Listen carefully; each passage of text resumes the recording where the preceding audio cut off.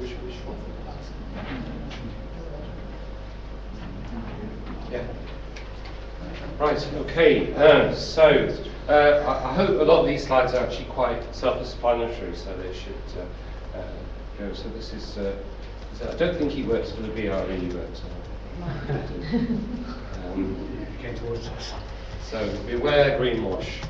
And then get your priorities right. Save the television first.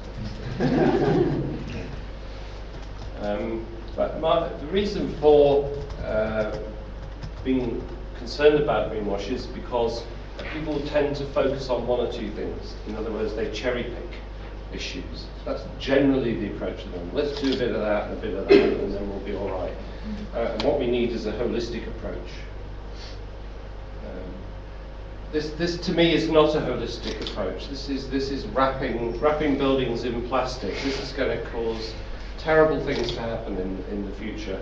Apologies to King Spanner, it's just coincidence they have to be on the slide. So I've got my son to pose for this picture. Which would you prefer? Plastic sheet or a nice breathable duvet?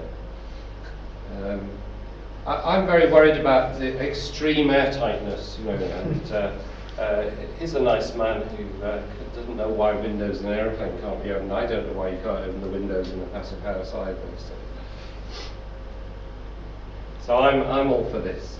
And there is actually quite an interesting organisation called Active House, which has been set up. They're not against passive house, but they're just promoting a different approach, which has a more health-based approach, which, as we've heard, passive house doesn't really bother about those sort of issues.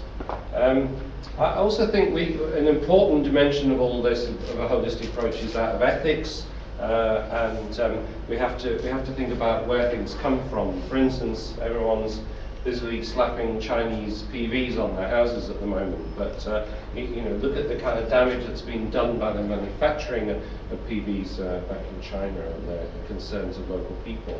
But there is this obsession with kit, and I do think it's a bit of a men's problem, really. I love the phallic symbology, symbolism of this particular piece of heat pump technology, and you know, we need to grow up a bit, I think, and move away from boys' toys.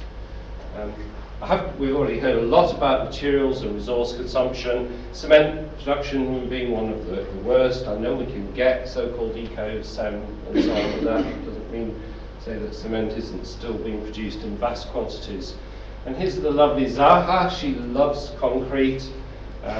She uses probably more tons of concrete than almost any other architect. I came across this lovely little story about a girl in a Zaha school in Brixton who complained about getting dust off the concrete on her blazer. So Zaha said, well, it's all right, you can wash it off.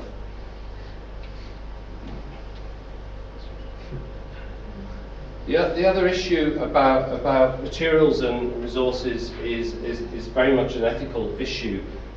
Styrofoam produced by Dow Chemicals is one of the most widely used materials to insulate buildings, but it raises very serious ethical issues. I became aware of Dow's role in napalm back in the 60s, so I can absolutely assure you, we've never ever used or specified Dow products throughout my career, and I never would want to because of their role, particularly in Bhopal. Dow now own Union Carbide, and Union Carbide was responsible for the Bhopal disaster, and they haven't cleaned up, and they're trying to get out of the commitments that were made.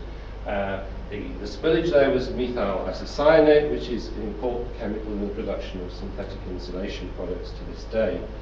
And there are now many architects are quietly boycotting Dow. We can't really get them to go public on it, but actually we've discovered a surprising number of architects who are against that. And the other thing about holistic approach is that this is a very, very interesting green building being built in Ashton-under-Lyne, Manchester, using hempcrete and so on. And it's got a so-called green roof. You know, here's this nice non-biodiverse sedum on the roof, and that's what goes underneath it. Lots of nice polyiso insulation. And to me, that's not a green roof, because these are not green materials. Some of these products and materials which are widely used now to make buildings energy efficient are highly dangerous. So polyurethane foam, they now put some soya in it, and so they say it's soya insulation. So people think, oh, that's good, that must be eco. But it's actually less than 20%. And an applicator actually died in the USA, and you would have heard about some of the work. Obviously, those of you who heard from the work that Eden's been involved in, they're very conscious of this. So there are alternatives.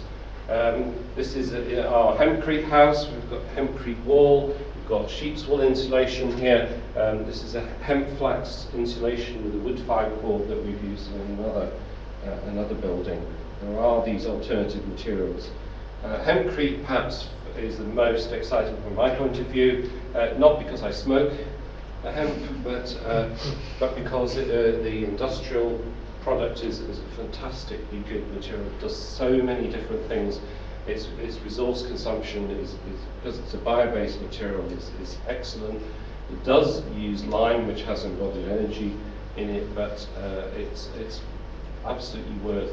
And if you really want to experience what it's like to stay in a hempcrete house, you can come and rent our holiday cottage in beautiful County Down and come and experience what it's like. We had a lovely woman came to stay with me, and she said it was like waking up in a meadow every morning when she got up. So that was one of the nicest.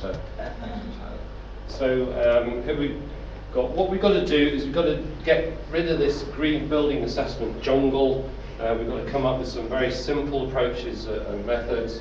And in particular, I was very interested in what was being said there about cradle to cradle. I mean, there already is a very important and useful standard in Europe called Nature Plus for classifying materials and going well beyond the normal limitations of EPDs.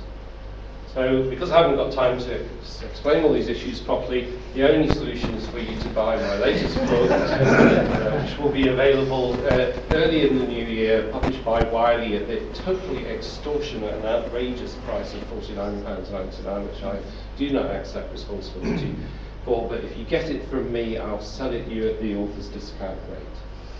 Okay, thank you very much.